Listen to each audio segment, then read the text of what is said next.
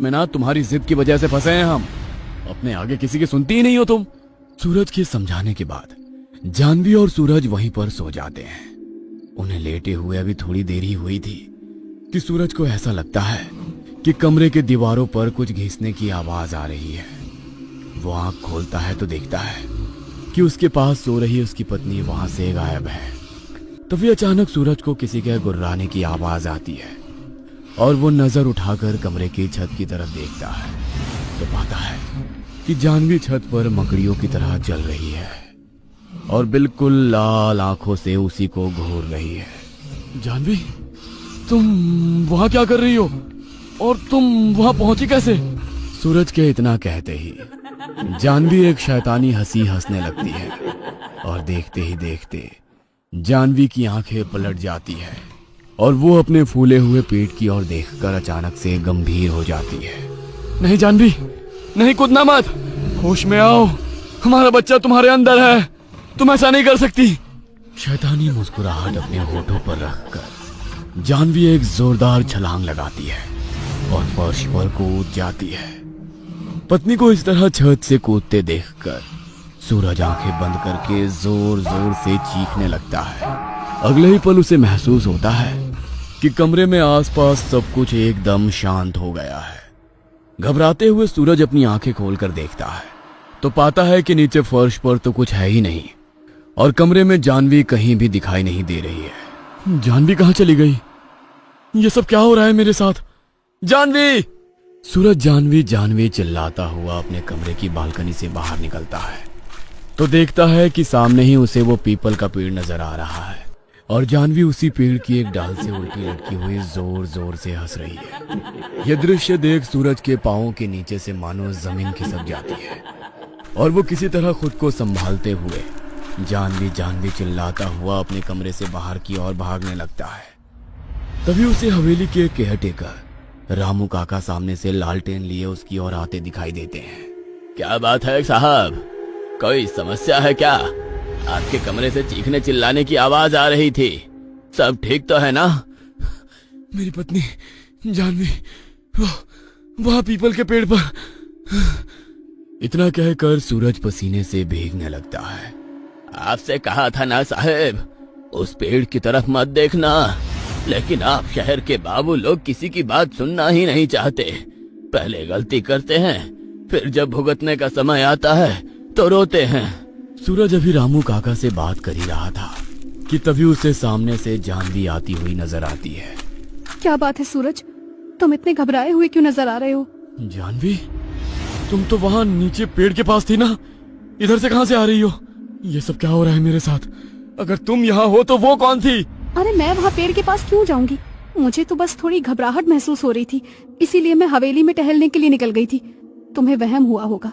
चलो, रात काफी हो गई है, अब सो जाते हैं। जानवी की बात सुनकर हैरान परेशान सा सूरज अपनी पत्नी का हाथ पकड़कर वापस अपने कमरे की ओर लौट जाता है और आंखें बंद करके सोने की कोशिश करने लगता है। इतना सब कुछ देखने के बाद अब तो जैसे सूरज की आंखों से नींद कोसों दूर भाग गई थी। काफी मशक्कत करने के बाद तकरीबन 1-1.5 घंटे के बाद सूरज की आंखें बंद होती है, लेकिन एक बार फिर रात में ही उसकी नींद टूटती है। उसे महसूस होता है कि उसके आसपास से कुछ भयानक आवाजें आ रही है। घबराते हुए सूरज एक बार फिर से अपनी आंखें खोलता है तो देखता है कि उसकी पत्नी नाखून से दीवारों को खरोच रही है और ना जाने अजीब सी भाषा में कुछ बड़बड़ा रही है।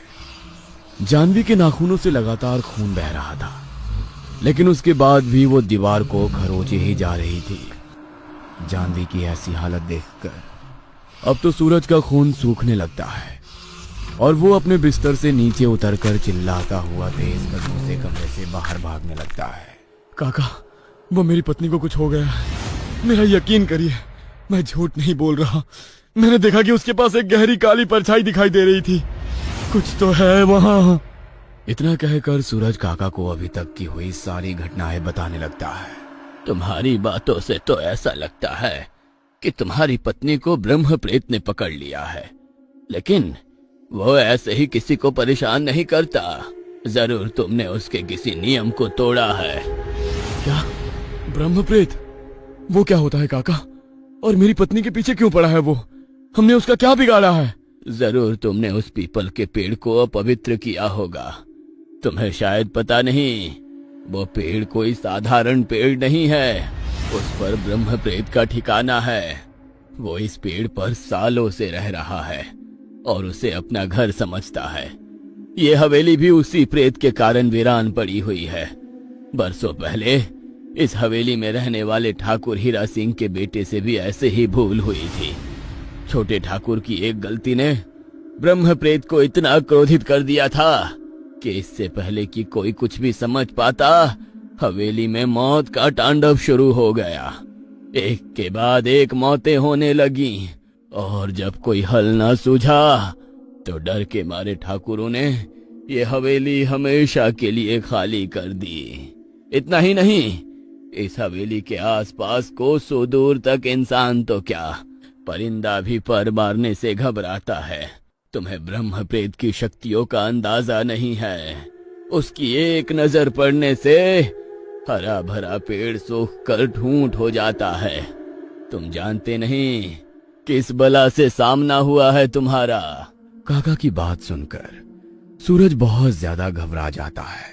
लेकिन काका, कोई उपाय तो होगा ना जिससे मैं अपनी पत्नी और होने वाले बच्चे को बचा सकूं। मेरी पत्नी गर्भवती है, भगवान के लिए कुछ करिए। मैं अपनी पत्नी और नन्हे से बच्चे को कुछ नहीं होने दे सकता।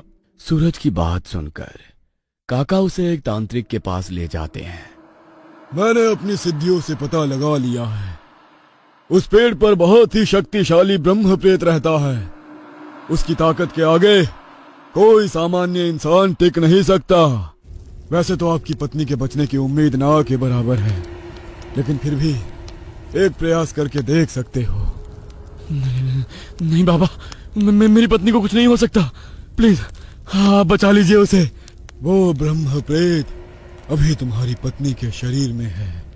अपना बदला लिए बिना वो उसके शरीर को छोड़ेगा नहीं। एक बार जो ब्रह्म प्रेत किसी से नाराज हो जाए तो फिर उसकी पीढ़ियां तक नष्ट कर देता है। इसे सामान्य प्रेत समझने की भूल मत करना। तुमने उसके पवित्र घर में जाकर मांस मदिरा का सेवन किया। इतना ही नहीं, मांस के टुकड़े भी वहां बिखेर दिए। तुम शायद जानते नहीं, ब्रह्म प्रेत ब्राह्मण प्रेत है। मानव रूप में उन्होंने ब्राह्मण बनकर जन्म लिया था। गलत मार्ग पर चलने के कारण मरने के बाद उन्हें स्वर्ग नहीं, ये प्रेत योनि मिलती है। तुमने मांस खाकर उसका धर्म भ्रष्ट किया है। अब वो अपना बदला लिए बिना शांत नहीं होगा। बाबा की बात सुनकर सूरज फूट फूट कर रोने लगता है।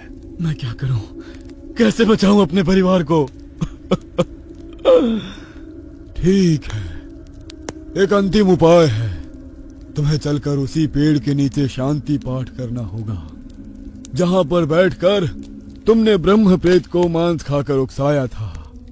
अपनी भूल के लिए तुम्हें 100 बार नाक रगड़कर माफी मांगनी होगी।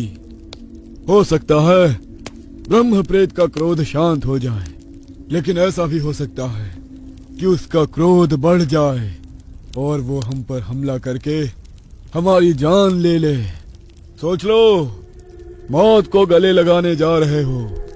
हम तो अघोर साधु हैं, हमें मृत्यु का डर नहीं, किंतु तुम गृहस्थ हो।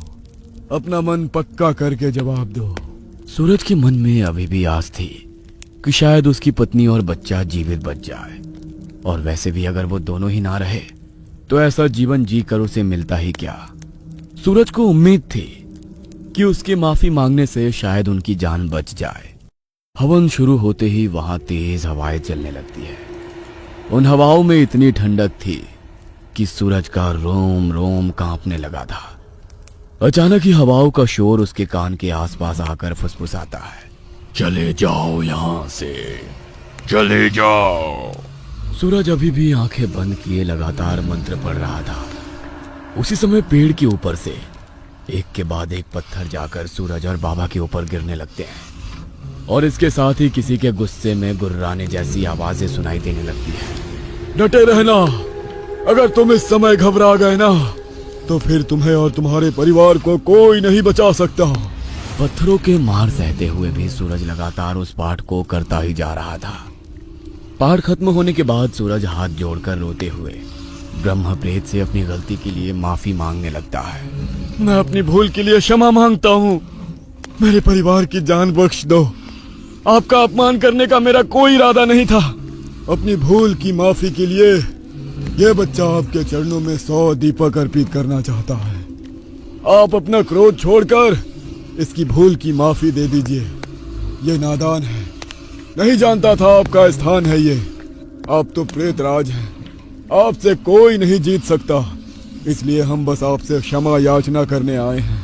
नाक रगड़कर माफी मांगने के बाद सूरज आंखें बंद करके वहीं पेड़ के नीचे बैठ जाता है और लगातार हनुमान चालीसा पढ़ने लगता है। कुछ देर के बाद जब वो आंखें खोलता है तो देखता है कि उसकी पत्नी जानवी वहीं पेड़ के पास बेहोशी की हालत में पड़ी हुई है। सूरज को कुछ भी समझ में नहीं आ रहा था। सूरज अपनी पत्नी को नाम लेकर पुकारता है तो जानवी आंखें खोल लेती है। सूरज, सूरज क्या हुआ? मैं यहाँ कैसे आ गई?